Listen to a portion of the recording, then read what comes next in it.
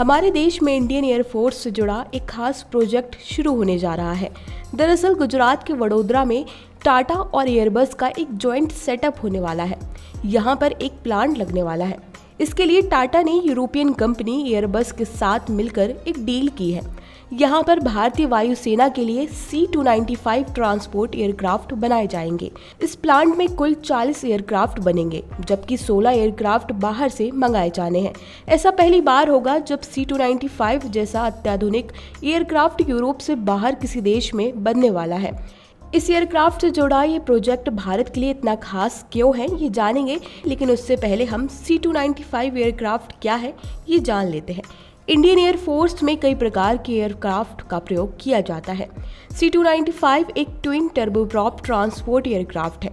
दरअसल ये नया C-295 एयरक्राफ्ट पिछले C-295 ट्रांसपोर्ट का एक अपग्रेड है, जिसमें एक विशिष्ट हाई विंग और रियल रोडर डिजाइन बनाई गई है। C-295 लगभग 10 टन का वजन लेकर उड़ान भरने में सक्षम है। ये विमान लगातार 11 घंटों तक उड़ान जारी रख सकता है। ये विमान केवल 670 मीटर के टेक ऑफ रन से उड़ान भर सकता है और 320 मीटर के लैंडिंग रन से उतर सकता है।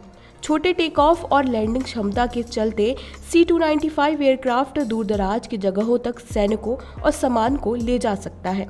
C-295 एयरक्राफ्ट की इतनी खूबियां जानने के बाद आपको ये अंदाजा तो हो ही गया होगा कि विमान एयरोस्पेस सेक्टर के लिए कितना खास है। लेकिन 22,000 करोड़ का ये प्रोजेक्ट न सिर्फ भारतीय रक्षा मंत्रालय बल्कि पूरे देश के लिए एक बड़ी बात है। C-295 का इस्तेमाल सेना के साथ साथ सिविलियन यूज के लिए भी किया जाएगा। आत्मनिर्भर भारत की नज़र से देखा जाए तो भारत के लिए यह प्रोजेक्ट काफ़ी अहम माना जा रहा है। अभी तक भारत किसी भी हार्डवेयर प्लेटफॉर्म के डिजाइन, विकास, परीक्षण और प्रमाणित करने के लिए रक्षा अनुसंधान और विकास संगठन यानी DRDO पर निर्भर है। यह पहली बार है जब एक प्राइवेट कंपनी मिलिट्री एयरफोर्स बनाने जा रही है। टाटा एयरबस की C-295 प्रोजेक्ट की नींव रखने के साथ ही भारत इस तरह के एयरक्राफ्ट बनाने वाला दुनिया का 12वां देश बन गया है। इससे पहले अमेरिका, रूस और चीन समेत कुछ ही शक्तिशाली देशों ने ऐसा एयरक्राफ्ट बनाया है। इस योजना से भारत के मेक इन इंडिया कार्यक्रम को भी प्रोत्साहन मिला है।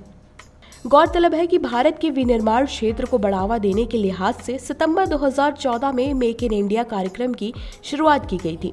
कार्यक्रम का उद्देश्य भारत को निवेश और विनिर्माण के हब के तौर पर विकसित करना था। वैसे तो मेक इन इंडिया विनिर्माण क्षेत्र पर ही ज़्यादा केंद्रित है, लेकिन इसके उद्देश्यों में उद्यमशीलता को बढ़ावा देना भी शामिल है।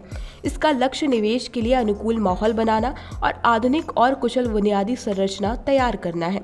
साथ ही विदेशी निवेश के लिए नए क्षेत्रों को खोलना और सरकार तथा उद्यमों के बीच एक साझेदारी का निर्माण करना भी इसके लक्ष्यों में शुमार है। आज के एपिसोड में इतना ही। फिर मिलेंगे किसी नई जानकारी के साथ। तब तक के लिए नमस्कार।